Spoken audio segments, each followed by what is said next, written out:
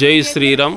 2024 సంవత్సరం ఏప్రిల్ 21వ తేదీ దేవీపట్నం R&R కాలనీలో సనాతన ధర్మ ప్రబోధన స్వచ్ఛంద సమితి ఆధ్వర్యములో ఉషా పద్మిని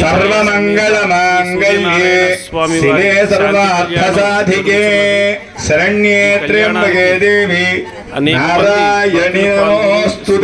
యొక్క కళ్యాణాన్ని కన్నులారా వీక్షించి ఆనందాన్ని పొందారు.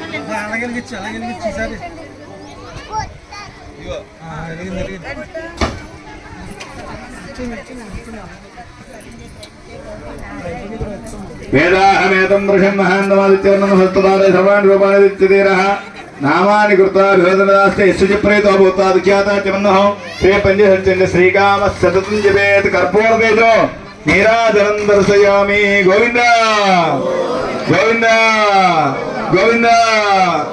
కర్పూరతేజో నీరాజనం దర్శయామి. జాగ్రత్తగా చెయ్యి అడ్డు పెట్టి అమ్మాయి శ్రీజ అందరికీ చూపించేలాగా నువ్వు కళ్ళగత్తుకో ముందు ఆ పల్లెల్లో పెట్టి అందరికీ చూపించు. అలా ఎవరికైనా ఇచ్చే, లేకపోతే చెమ్మ మీద పెట్టు చేయగలుగుతుంది. తీసుకొని అందరూ చూపించండి. గోవింద. అందరూ కూడా కళ్ళగత్తుకోండి. ఆనంద కర్పూర తేజో నీరాజనందర స్వామి.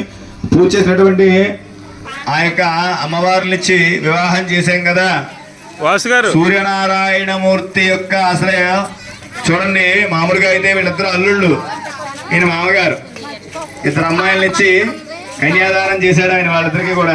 అక్కడే ఉందండి. ఇప్పుడు వాళ్ళిద్దరిని కూడా ఆడబిల్లి వారిగా అటువైపు కూర్చోబెట్టి, మగబిల్లి వారిగా ఇటు కూర్చోబెట్టి మన బాగున్నారా వీళ్ళకైతే వివరణ అయితే నేను చెప్పలేదు కానీ సూర్యనారాయణమూర్తికి వీళ్ళ చేత కట్టించాను, ఆ అమ్మవార్లిద్దరికి వాళ్ళ చేత కట్టించాను కంగనాలు. అంటే ఎప్పుడు తీసుకోవడమే కాదు, ఇవ్వడం కూడా నేర్పాలి మా వాళ్ళకని. అమ్మాయిలు ఇద్దరు ఇచ్చాం, తిరిగిస్తారు. ఇచ్చారా? చక్కగా ఆడబిల్లి వారు మగబిల్లి వారిగా అలా విడగొట్టి చేయించాను నేను. అయితే చక్కగా